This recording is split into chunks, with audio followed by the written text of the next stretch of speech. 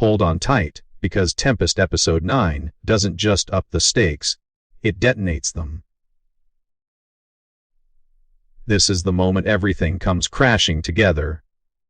Nuclear threats, decades, old betrayals, secret identities, and a race against time that could rewrite world history. If you thought the last episode was intense, wait until you see how Manju, Sanho, and Oxian go toe-to-toe in a battle that's bigger than crime or politics. We're talking about the very survival of nations. Let's dive in. Get ready for the breakdown, the heartbreak, and the reveal of who's pulling the trigger and who might just save the world. Everything kicks off with Lim Oxian's chilling declaration D. Manju, Junsang, and anyone else in her way are now in her world, where laws, rights, and immunity mean nothing. Oxian is past caring about anyone's safety, making it clear that if Manju doesn't bend, she'll be broken, just like Junik, Oxian's own son. The tension piles up as Oxian spells out her philosophy. Women want the biggest, most powerful thing, and she's about to grab it. If anyone interferes, just like Junik did, they won't leave alive.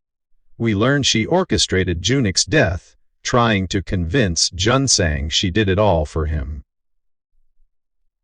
Manju, battered and barely holding on, reveals the truth to Junsang. Their mother killed Junik, and now she's about to wreak havoc on a scale we can't even imagine. And only Junsang may have the power to stop her. There's a sick echo here, family betrayal ramped up to an international level. Junsang is torn apart, caught between duty, love, ambition, and the chance to finally confront the monster behind his brother's death. Then Tempest throws us into Oxian's backstory, and it's a bombshell. Exiled in the U.S. after a corruption scandal, she carved out a secret life as Stella Young, using her social acumen and secrecy to cozy up with the CIA as a contractor, spying and manipulating politics for her own gain. What started as arms dealing escalates to a dream of nuclear submarines, machines of silent annihilation that would give her, and the King of Idisha, control to threaten the United States itself. She's not motivated by profit, but by total transformation, each, turning her pain into power and her stones into missiles. Bomb. Meanwhile, tragedy erupts outside North Korean agent Paik Sanho is identified, and Director Yu is found strapped with explosives. Sanho demands a minute with the president, threatening to kill everyone if he's denied. The scene is chaos, loyalty, protocol, and fear all clash while Oxian cold-bloodedly pushes her agenda in the background. We watch as high-ranking officials struggle, unsure whether to negotiate, shoot, or risk total disaster. The president finally grants Sanho the minute. He drops a reference to Proust, insisting he's here to prevent a nuclear strike, not help one happen. There's a momentary glimmer of negotiation, but the clock's ticking and suspicion runs high. In the shadows, Oxian continues weaving her plot to get the submarine, complete the money transfer, and secure the launch codes. Back on the ship, Junsang and Manju are battered, physically and emotionally. Junsang receives crucial evidence against Oxian, documents and recordings linking her to illegal firearm trades and Junik's murder. It's his moment to arrest her, confronting evil directly. But Oxian still feels untouchable, smirking at the accusation and holding to her vision of destiny. Her missile, her legacy. The Coast Guard closes in. Oxian, desperate, unleashes her mercenaries to fight off security forces. As bullets fly and chaos mushrooms, Munju and Junsang push toward the control room, determined to stop the submarine and prevent nuclear disaster. Munju makes it to the crucial hotline and contacts Kim Hansong to urge him to turn the submarine around, explaining that Oxian planned to launch the missile herself, risking annihilation for both Idisha and North Korea. The tension is almost unbearable. If Oxian launches, retaliation will be absolute, global, and catastrophic. We learn crucial technical details. Both Idisha and Oxian have nuclear briefcases, devices with matching codes that control the submarine's missiles.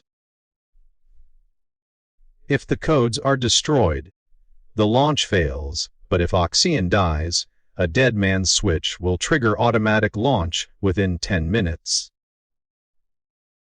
With this revelation, Oxian laughs at her ability to outwit everyone, believing she'll be the secret god who presses the button that forces peace by holding the world hostage.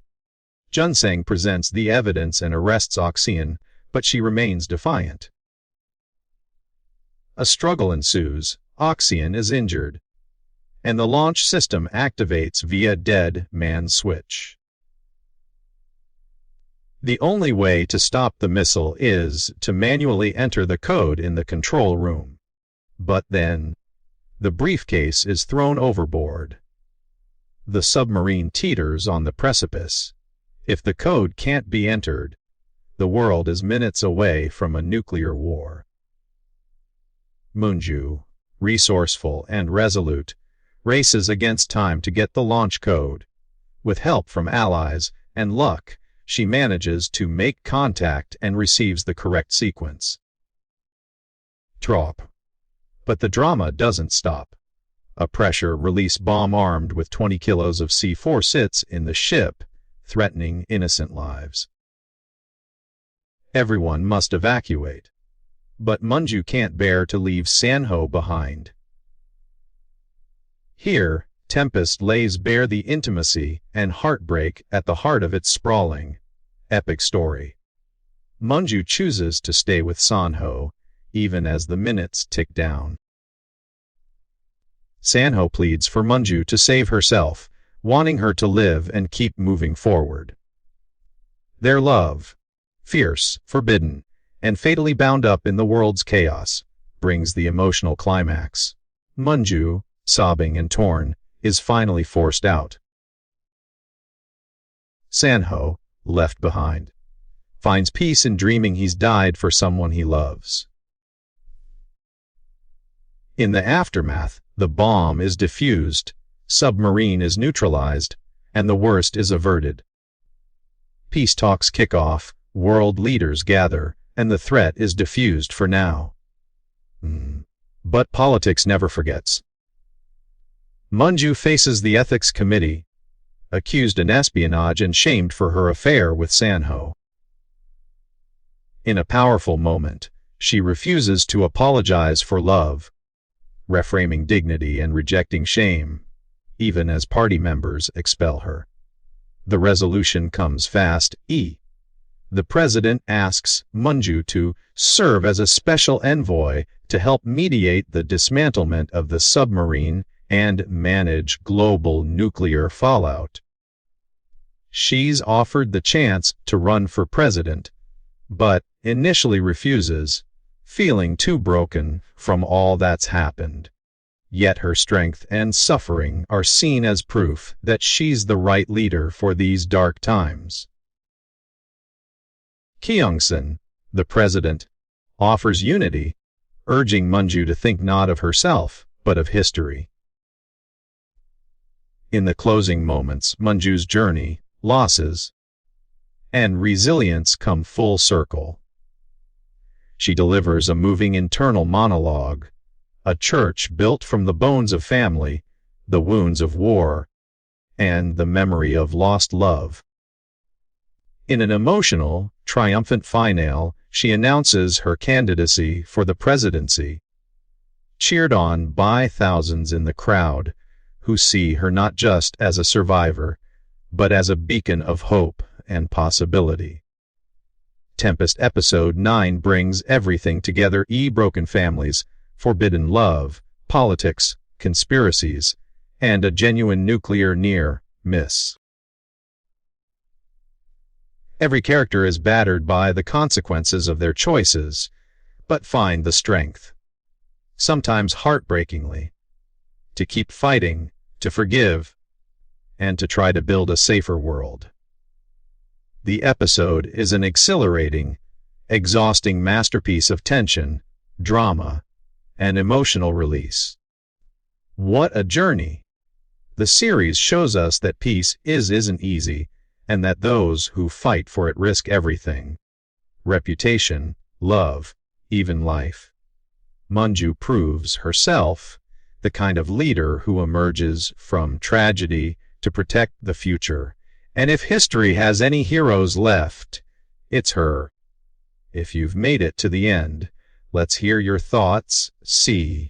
Did you see the twists coming? Were you rooting for Manju and Sanho? Drop your reactions, theories, and favorite moments in the comments below. Don't forget to hit like if you love this kind of detailed breakdown.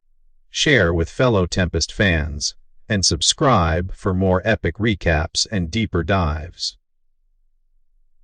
This was one wild ride, and we're just getting started.